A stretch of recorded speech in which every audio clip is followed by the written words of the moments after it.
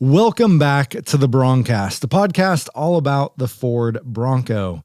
I'm your host, John Melton. I'm Donnie Whiteman. We are two Bronco enthusiasts who own Broncos, work on Broncos, and love talking about Broncos from Generation 1 through Generation 6.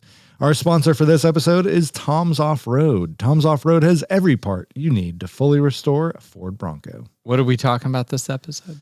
Engine bays and, tips and tricks for the Early Bronco crowd. Some parts, maybe? Some parts, yep. Some good stuff. A little mixing some parts corner with some DIY or PAY. There you go. We haven't done that in a while. I know. It's like a classic episode. Classic Broncast. What have you been working on in the shop recently? I've moved on to where I'm at the trim level. So now we've finished the chassis, engine's coming together, transmission, driveline's already in, and we put the body on the chassis and it looks amazing. Yeah. And now it's like headlight buckets and headlights, and we're building the grill, and then we'll mount the grill to the truck. Nice. And we're building the dash. You could probably see it right over there. Yep. And wiring the dash and putting all the cables and everything and trying not to scratch it. Yeah. It's really hard to do. And then we'll add that and the wiring harness to the truck. So we're doing firewall installation today. That's super cool. We're kind of neck and neck, although I have not painted my Bronco. I'm mounted in the Classic Instruments gauge cluster. Yeah. Have that mounted in there and got that mocked up, got the vintage air in there. And, I have the stock, I don't know what it is, 74 to 78 dash or 77 dash, whatever the years were for that one in particular. And it, obviously doesn't have any AC vents, but I want to run the vintage air AC in it. So I was trying to mock it up and figure out where to put the vents and figure out where to, just do different stuff and run in the painless wiring harness. So I think what I'm going to do is scoot my glove box door down and cover the speaker hole or the speaker slots. Yeah. And then put 2 air louvers. What do you call them? Air vents. Vents. Yeah. On the sides there. And then, eyeballs. Yeah, eyeballs. And then 1 square double vent in the middle. Oh. And so I actually bought some. So the air unit comes with some, but you got they're the kind billet of ones. cheap plastic. I picked these up. Oh, those are from fancy. Resto Mod Air. They're like billet aluminum kind of thing. They're super nice. Still plastic on the back end, but that is kind of tucked gorgeous. in. Yeah, so super nice. So next I'm going to actually mock these up behind the dash and get it all mocked up, then start chopping the dash. I saw you made a post on that where you marked where everything was going to go. That was really cool. I'm down for that. Yeah. That's a challenge. These are awesome. Yeah, these are super cool. So I'm excited to throw those in there and kind of see how everything comes together. Do you get your square middle vent too? Yeah. That's going to balance out really nice with the 2 round things all the way out at the ends and then the one in the middle. Oh yeah, it looks billet. That is super cool. And these do the eyeball things too, right? Yeah. Yeah, cool. And it looks vintage. It still looks, I think when it's sitting in there, it's not going to feel like I didn't want something that felt not period correct, I guess. What I liked about this is it still looks like, oh yeah, that's totally something that could have been in a classic car. That's going to look so much better than having them hang below the dash. That's what I didn't like. Just because you bang your legs on that stuff. Right. Yeah. Yeah. Oh, that's going to be awesome. Yeah. So excited to put that. So you're going to make a full custom dashboard. Yeah. Oh, yeah. Neat. Oh, Super Celebration.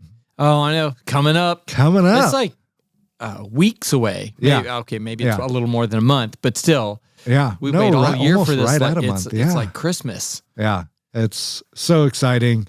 Again, Tom's Off-Road, our sponsor, is doing free freight.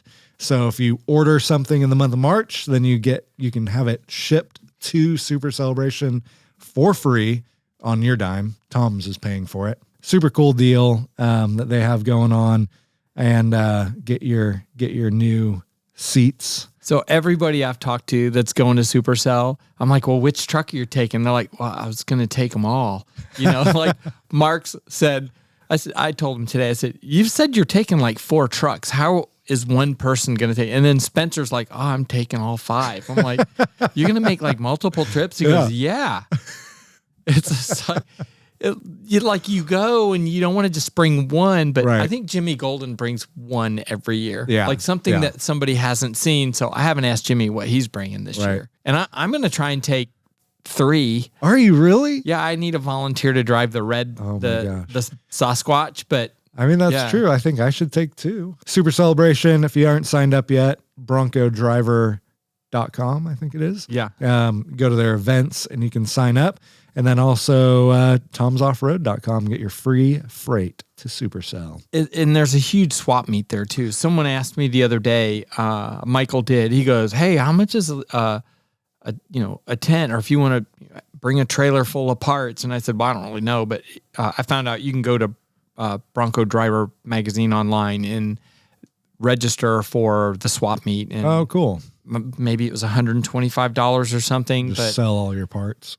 Yeah. And a lot of these guys, they bought stuff they're not going to use, or they picked a better chassis or a better roof or whatever. So you can find half cab roofs. You can find all kinds of stuff at Supercell. Yeah. Yeah. Go with a list of things that you want to buy because there's so much for sale. And a bunch of money. Yeah. Yeah. A bunch of cash. Yep.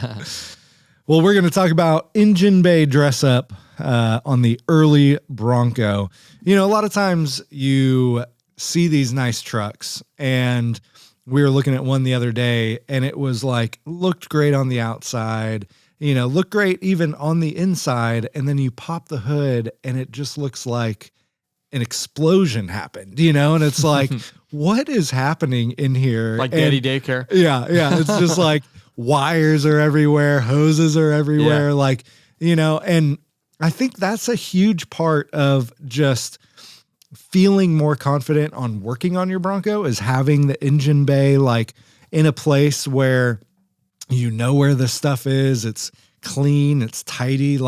I popped one guy's hood and it was like, what are these wires? And he's like, I don't know. And it's like, well, how do you even work on this thing? How do you, it's like, I know mine are actually not cleaned up right now because I was doing some stuff to it, but I know where my wires are. I know what they are. I know what goes where, and I try to keep it nice and clean and try to know where stuff is, and if everything's just chaos in there, you're not ever going to want to pop the hood and work on it. The first thing I do is I just start pulling wires out. It's like alarm, don't need that. Motion sensor, don't need that. It's like, and then there'll be the original harness, parts of a new harness, and I just take everything out. And it's like, all right, let's start over. Yeah. And so one of my favorite things is a wire loom kit from Painless Wiring. Yes. And at least everything can be in one strip across the front of the firewall.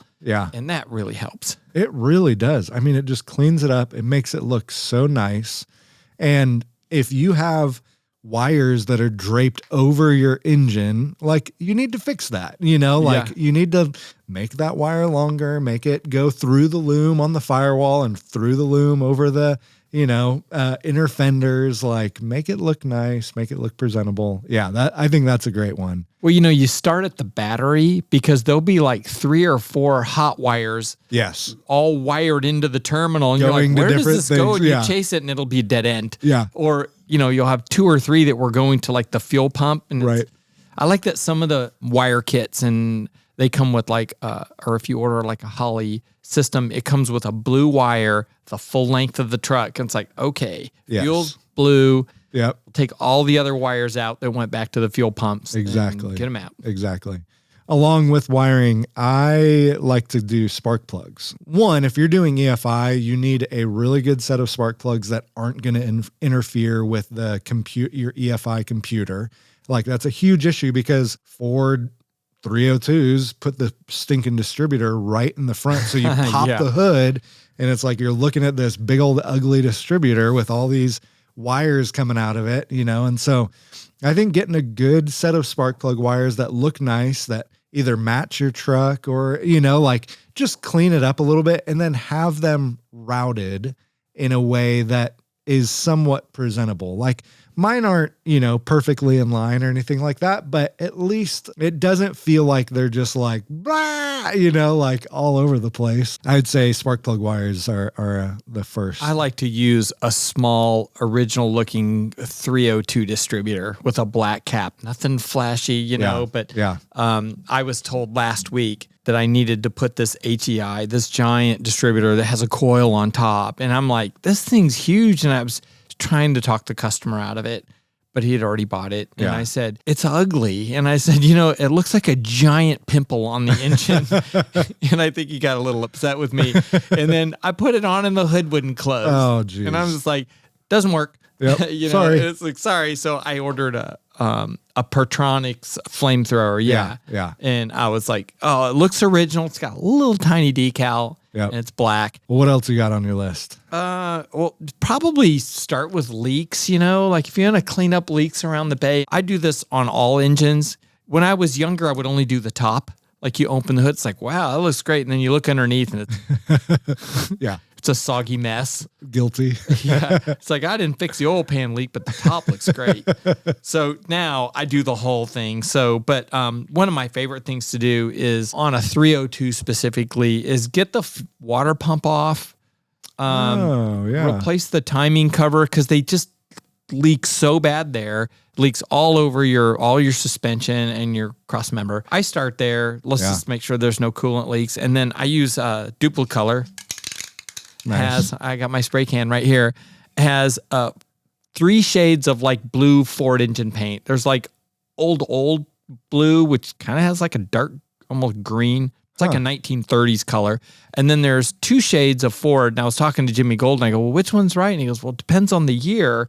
So I pick the blue based on what the color of the truck looks like. And do I want the engine to pop? Like on a white truck, I go with the lighter blue. Yeah. So, and then I paint the timing cover, the water pump. I paint the harmonic balancer, and then I'll go back and I'll wipe off the timing marks. Yeah. So they're silver, so I can see them when it's time to time the engine. Yeah. That's super cool. Yeah. That's a great idea. I haven't thought about, just going through and painting everything. Like mine has the rust, you know, like I've cleaned all that stuff up, but it just looks, you know, like rusty and kind of corroded now. You know it'll take you the better part of a weekend, but then if it leaks, you'll see right where it's leaking. And for me, that's the most important part because you'll put brand new stuff on, it'll leaks. And now I know which gaskets to use and which ones to not use. But like if you're using an aluminum intake versus a cast iron intake, you want to use different gaskets for that intake. I've got a bunch of engine parts. So what's up next on your list? Next on my list, I have the radiator hose. I mean, like hoses in general. I mean, Tom sells a kit and it's silicone radiator hose, silicone hoses, silicone heater hose. I don't know if you've like messed with that, but it's almost like a shiny black. And so it's super easy to wipe down. Like I feel like your normal radiator hose, it's hard to make it look clean. And I love the Tom stuff because it looks clean really easily. And it just, I don't know, just having clean, organized hoses and heater hoses and radiator hoses.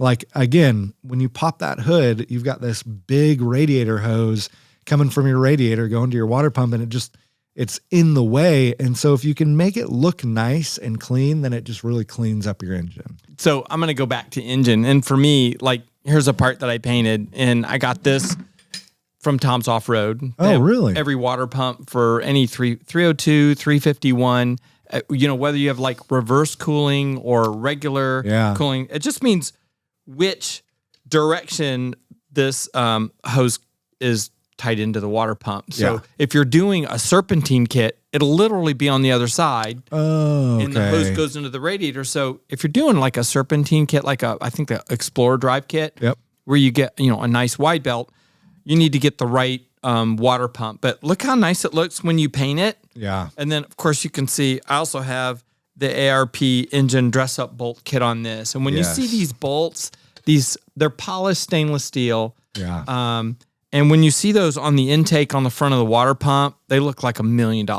So it really does. Yeah, really. It is a nice amount of bling, you know, like it's not, and that's really nice. It's way blingy. Yeah. You know, it's not like you chromed your water pump. Like, you know, I feel like that's too much bling. Like, well, I feel like having those, you know, polished heads is a really nice bling to the blue water pump and that. Yeah. So that's nice. I mean, you can use, like, the other option is to use the regular bolts and just paint them blue with it. But for me, you're building a really nice truck. You want to show some high-end products on your thing. ARP is pretty high-end. How much, like how many wrenches would you say changing your water pump is? Well, you have to take all your hoses off. Drain your coolant first, of course. It's actually super easy. It comes with a gasket. Yeah. Most of the work involved is in cleaning the surface so that when you put it back together and you use a little RTV and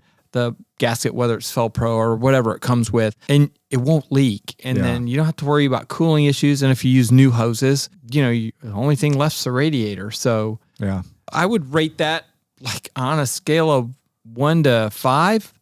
Geez, maybe a 2. I would say the hardest part about that process is probably draining your radiator and pulling it out. Like I think that's a daunting task for a lot of people, but yeah, I'd agree. It's probably a two wrench job for sure. I think if you're going to drive your Bronco any distance, you should go ahead and pull that stuff off and check it because you don't want to overheat your engine for one, but you also don't want to break down. So, you know, it for me, that's up there with checking your brakes. Like, then you can comfortably go drive it 3 hours to supercell or whatever you want to do. Not worry about your cooling system. Well, my next one is also a part. It's valve covers. And I have the Bronco finned valve covers. Like, they're black and they have the fins on them and the Bronco script. Oh, yeah. The cast aluminum. Yeah. And I really like those. I think they look great. You could just get so many different kinds of valve covers, and it really cleans up your engine bay when you're looking at it and, you know, not having these rusty. I have the rusty blue ones, like, you know, and they had chunks of just rust on it, you know, and it was just like paint coming off. It just looked trashy. So that was a really nice upgrade. And I would say that's a 1 wrench job, like half a wrench, you know, it's remove the valve cover bolts and pull it up. You know, there's nothing else that you have to replace. The hardest part of that job is cleaning all the gasket material off. I took some off of, what'd we call it? Cupcake, the Bronco that was in here. It had 3 layers of gaskets in there that had been baked on over years. And it could have been, you know, a 20-minute job, but I ended up having to clean all that off. And he had the nice aluminum covers too. So I wanted to reuse those. But you can keep all that oil from leaking all over your engine if you do a $17 set of gaskets while you're doing the valve covers. Yeah. And the valve covers, I mean, they're $200. Tom's has them. Tom's has a bunch of different ones. But those ones that I have are $200. I think that's money well spent. So we're looking at the engine bay, and the engine looks great now. Wires are cleaned up. Hoses look great. We're not leaking. And the engine's somewhat blue. I have, like, painted the top of an engine and the front of the engine only because that's all the work they wanted done. But I'm like, hey, you're going to know where I was in your engine, and you're going to see where I wasn't, you know, because it'll be black and greasy. So for me, I like exhaust manifolds. Oh, yeah. How about you? I'm a header guy. You're straight up headers? Yep. Ceramic shorty headers. I want to put a set on my green truck. So I have the stainless long tube headers right now, which I think provides a cool sound, but I definitely don't need long tube headers on that. I mean, 167 horsepower.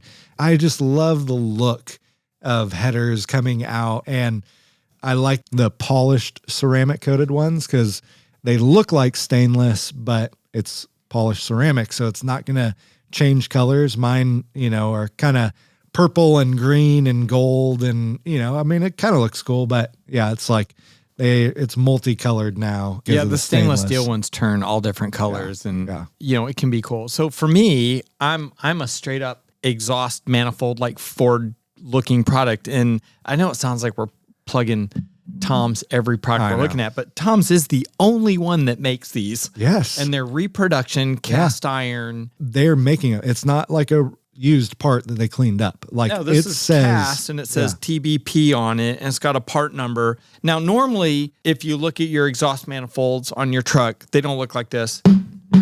They look like this right here. They look lovely. yeah. This is what your exhaust manifolds look like. But what I did, so they don't look like this, I just wire brushed them down, degreased them, and then I painted them with POR 15 has a 1200 degree sealer. Or No way. I guess it's a sealer. Like a 1200 degree paint. Yeah, but it's not paint. It actually like soaks into. It's a coating. Really? That's the word I'm looking for. Okay. And it comes in a black. It comes in this dark gray, which looks just like cast iron when it's brand new. It'll look like this for a very long time. And then I did. So they have black. They have this beautiful dark gray that looks like cast iron, and they have silver. Jeez. I know this is a little too blingy That's for me. A little too much. So what I did was, this is kind of fun. I took the silver and I took the gray and I made something in between. Oh, that's nice. And that turned out really cool. I just mixed the two. Yeah. So, but yeah, I absolutely love this product. I've done like 4 engines with it so far.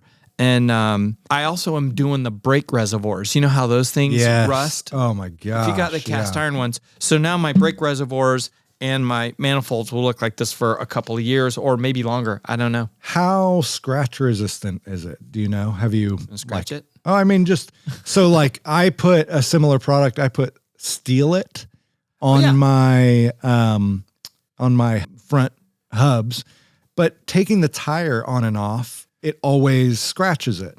And so every spot that it scratched my hubs has now rusted through. Here you go. Hang on to that. And apparently, if you need a scratch it with that bolt and see what happens. If you need a manifold, definitely come to Donnie's shop. He's got quite the manifolds.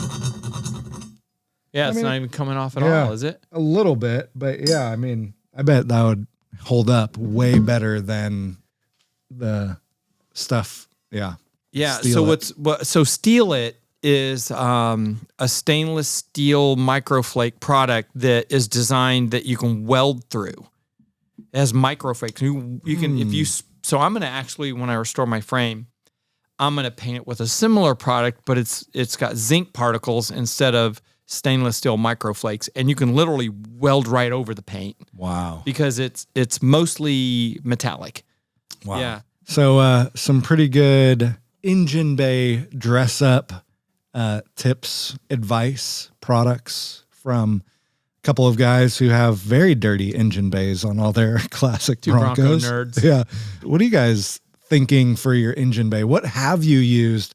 What are the things that you think that everyone should know when they're cleaning up their engine bay? Leave it in the comments. We'd love to hear from you. But I think next we're going to do head over to the shop, do a little early Bronco tips and tricks. Oh yeah, let's do that.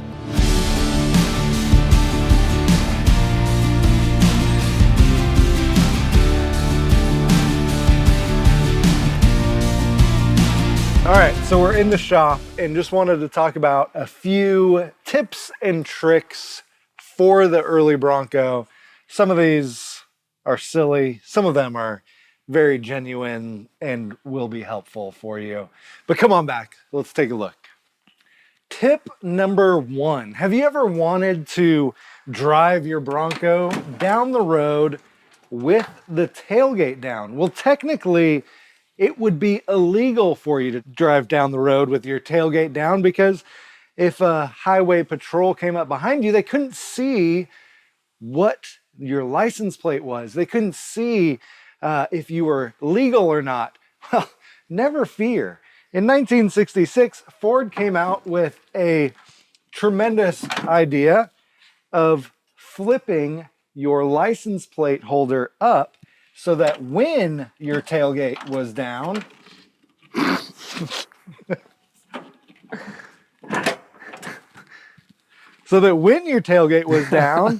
you could actually still see your license plate.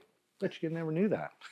So my tip is how to get heat in your Bronco if you don't have heat. One of the things is there is a valve basically inline in the hoses that lets the hot coolant come into the truck, and then it exchanges the heat and blows it out the fan. But this pull temp button right here, you just pull open and close, it opens and closes a valve that allows the hot water to come into the dash to be transferred into heat. So this is the heat hose I was talking about that goes from the radiator into the firewall, and this valve opens and closes. It's not even connected right here to the lever. So this thing is probably frozen up and not working. So this is pretty common. Now, tip number 3 is your high beams. So back in the 1960s, the switches for high beams were so big because, you know, voltage and all like electricity was, you know, still being figured out. So they couldn't fit the high beam switch on the dash. They couldn't fit it on the steering wheel or on the column like we have today. I mean, today our switches are so small that you could put it anywhere. But back in the day, it was too big. So what they did was that they actually put the switch on the floor right behind the emergency brake cable. So when you wanted your high beams and you're driving down the road, you just push the little lever with your foot while you're driving and your high beams came on. You push it again, your high beams turned off. And that was a good place for such a big switch. My tip is going to be talking about the door gaps on a Bronco. This is such a big deal on early Broncos because, well, for starters, the door gaps weren't real consistent, even brand new in 66 and 77. So one way to solve the door gap problem or inconsistent gaps is to use these spacers. I get these by the pack from Jeff's Bronco Graveyard, and I use them, an example right here, to open this gap up so it's the same as the bottom. Now on this side, the bottom gap's too big, so I'll probably have to do some work on this pillar to close the gap. So back in 1960s, you know, it was a different time. It was a different era. And my final tip for the day is how you would go hunting in your Bronco, for example, without having to shoot out your windshield. Well, the Ford marketers, surprisingly enough, that was one of the benefits to the Ford Bronco, was the fact that the windshield could actually fold down so that you were able to take your gun and, you know, go hunting in your Bronco. Now, obviously, we know that the Bronco, when it came out, it was it was more of a military vehicle. It came after the Jeep, the GP. And so there was a lot of that functionality that Ford was doing with the GP that it carried over to the Bronco. But it's just such an interesting feature that the fold down windshield. Now, a lot of people will say the real reason that it was a fold down windshield was so that it could actually be loaded and into like a crate, and it could be a smaller crate that would come down. That is true as well, but it is one of those marketing things that Ford had, where it was like, hey, you could go hunting with your Bronco, and you see them actually fold down the windshield and shoot a gun out the front of their Bronco. So pretty cool little trick, being able to fold down your windshield. The windshield actually came with a latch until 1968.